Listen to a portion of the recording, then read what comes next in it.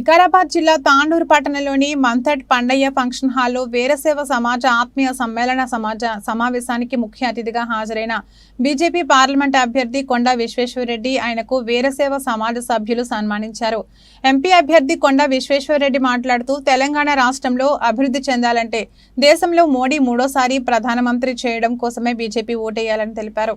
చేవెళ్ల పార్లమెంట్లో పేరుకే యాత్రలో సభలు నిర్వహించి వారే గొప్పలని చెబుతున్నారు. కానీ ప్రజల్లో విశ్వాసం లేని నాయకులు దేశ ప్రజలు రాష్ట్ర ప్రజలు మొత్తం దేశ ప్రధాని మోడీపై విశ్వాసంతో కమలం పువ్వుకు ఓటు వేసి చేవెళ్ల అభ్యర్థిని గెలిపించగలరని తెలిపారు.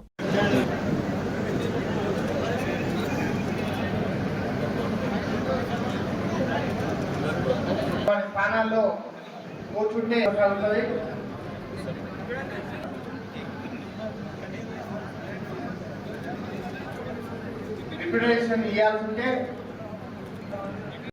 సర్టిఫికేట్ సాధించిన తాండూరు క్రీడాకారిణి అడ్వకేటు భారతీయ జనతా పార్టీలో పైకి వచ్చి వారిని కూడా ఆహ్వానిస్తా ఉన్నాం. మరి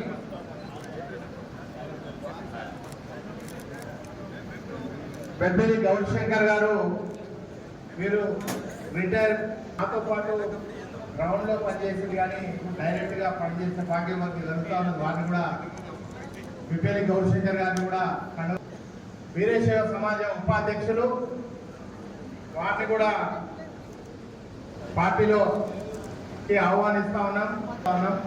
బొప్పి సురేష్ గారు వీరు ఇంతకుముందు ఫ్లోర్ లీడరు 3 సార్లు కౌన్సిలర్గా చేసిన వ్యక్తి.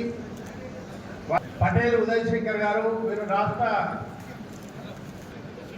జిన్గొట్టి టెంపుల్ చైర్మన్ గా పనిచేసినారు. వారిని కూడా పార్టీలోకి సాధారణంగా ఆహ్వానిస్తా ఉన్నాం. వారిని కూడా శివకుమార్ గారు వారు కూడా వేదికపైకి వచ్చి వారి అభిప్రాయం తెలిపినాక వారు పార్టీ అప్పుకుంటామని అన్నారు. దయచేసి చూస్తే కాంగ్రెస్ చాలా మతతత్వ పార్టీ.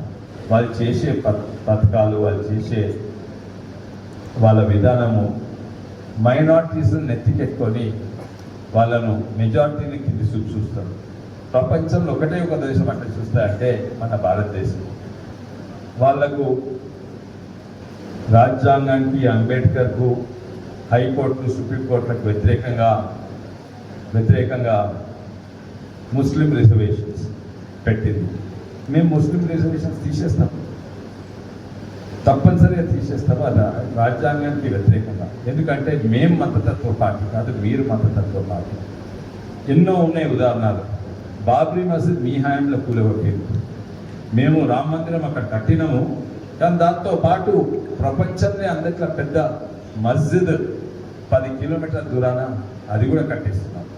మతతత్వ పార్టీ బీజేపీ కాదు, కాంగ్రెస్ పార్టీ.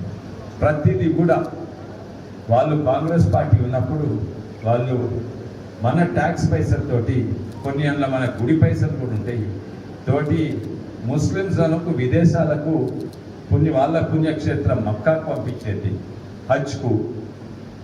క్రిస్టియన్లను జెరూసలం పంపించేది హిందువుల ట్యాక్స్ పైసలతోటి, టెంపుల్ ట్యాక్స్ అందరి పైసలతోటి. కానీ మన హిందువులను పక్కకున్న యాదగిరిగుట్టకు పంపించారు, పేద హిందువులను తిరుపతికి పంపించారు, అయోధ్యకు పంపించారు. మతతత్వ పార్టీ ఎవరంటే వాళ్ళు మతతత్వ పార్టీ. మనం కానే కాదు. ఏ పథకము పాలసీ మోడీ గారు చూసినా, అటు బియ్యం ఇచ్చినా అందరికీ కుల మత లేకుండా పేదోడు ఉంటే బియ్యం ఇవ్వాలి, హిందూ ఉండని ముస్లిం అని క్రిస్టియన్. కానీ కొన్ని సంఖ్యలు చెప్తే మీరు ఆశ్చర్యపోతారు. వేరే రాష్ట్రాలలో ఉన్నది ప్రధానమంత్రి ఆవాస్ యోజన అంటే పేదోళ్ళకి ఇవ్వచ్చు. అందులో 31% ముస్లిమ్స్ లబ్ధి పొందారు ఆ స్కీమ్లో.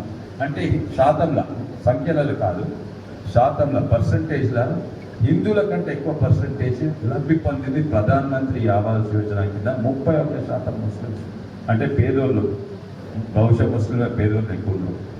అట్లనే ప్రధానమంత్రి మన ముద్రా లోన్స్లలో వాళ్ళు 36% అంటే చిన్న చిన్న దుకాణాలు, ఇస్త్రీ దుకాణాలు, బట్టల దుకాణాలు, లేకుంటే వెల్డింగ్ షాపులు పెట్టుకుంటే ముద్రా లోన్స్ వాళ్ళు 36% ముస్లిమ్స్ అనుకుంది. అయితే మేము కాదు వాళ్ళు. ఇప్పుడు ముస్లిమ్స్ అని ఎగేస్తున్నారు ఏంటంటే మేము సిఏ తెచ్చి ముస్లిమ్స్ అని దేశం బయటికి వెళ్ళగొట్టాం. అది ముస్లిమ్స్ పేరు పెట్టేది లేకుండే. కానీ సిఏ తెచ్చింది కాంగ్రెస్ ప్రభుత్వము జూలై 19, 1948 స్వాతంత్రం వచ్చినాక ఏడాది తర్వాత పెట్టిండు. ఫస్ట్ సిఏ తెచ్చింది కాంగ్రెస్ ప్రభుత్వం. అందులో ఏమన్నా ఉందంటే పాకిస్తాన్ నుంచి ఇక్కడ వచ్చే మైనారిటీస్కు రాగానే ఒక పర్మిట్ ఇస్తాం. ఏంటంటే ఆ పర్మిట్ తోటి సిటిజన్షిప్ దొరుకుతుంది. అక్కడ ఉన్న మైనారిటీస్ ఏదో హిందూ, క్రిస్టియన్స్, సిఖ్లు, బుద్ధిస్టులు, జైన్లు వాళ్ళు ఇక్కడికి వస్తే దొరుకుతుంది. కానీ ఇది కాంగ్రెస్ పెట్టిన సిఏ, మనం పెట్టిన సిఏ కాదు. కానీ ఎవరైతే ఇక్కడి నుంచి అక్కడ పోయి వాపసు వస్తానికి ప్రయత్నం చేస్తారో వాళ్లకు పర్మిట్ దొరకదు. అంటే వాళ్ళకు సిటిజన్షిప్ దొరకదు. ఇక్కడి నుంచి అక్కడ పోయిన వాళ్ళు ఎవరు? ముస్లిమ్సే కదా. హిందుస్థాన్ నుంచి పాకిస్తాన్ దగ్గర పోయిన ముస్లిమ్సే కదా. వాళ్ళ పేరు పెట్టకుండా ముస్లిమ్సే, కానీ వాళ్ళ పేరు పెట్టడానికి భయపడ్డారు. మనకు భయం లేదు, మేము ముస్లిమ్సే అంటారు. వాళ్ళు ఇక్కడి నుంచి అక్కడ పోయిన వాళ్ళు, ఇక్కడి నుంచి వాళ్ళను ముస్లిమ్సే, ఏ పేరు పెట్టినా ముస్లిమ్సే. గులాబ్ పువ్వుకి వేరే పేరు పెట్టినా కూడా అది గులాబ్ పువ్వే ఉంటుంది. పారను గడ్డపార అయినా అది పార గడ్డపార కాదు, అది పారనే ఉంటుంది.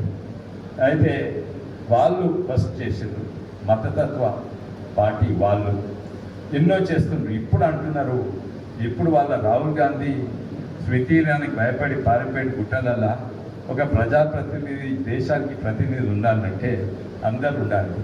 అక్కడ పోయింది ఎందుకంటే, వైనాడుకు పోయి పోరాడుతుంది ఎందుకంటే అక్కడ 50% ముస్లిమ్స్ ఉంటారు. అంటే మైనారిటీస్ మెజారిటీ మైనారిటీ ఉన్నదే ఆయనకు సేఫ్ సీట్. అంటే ఆయన కాంగ్రెస్ పార్టీ ముస్లింల ప్రతినిధి, భారతదేశ ప్రతినిధి. ఇక్కడున్న అభ్యర్థి కూడా అంటుండు, నాకు 4 లక్షల ముస్లిం ఓటున్నాయి, నాకు 2 లక్షల క్రిస్టియన్ ఓటున్నాయి, నేను గెలిచిపోతాను. అంటే నువ్వు ఎవరి ఓటు తక్కిన 23 లక్షల 24 లక్షల హిందువులేమో వాళ్ళు లెక్కలేరా మీకు? నిజంగానే మతతత్వ పార్టీ అంటే కాంగ్రెస్ పార్టీ. మేము వాళ్ళని సమానంగా చేస్తుంటే లేదు, వాళ్ళని నెత్తినే పెట్టుకోవాలని.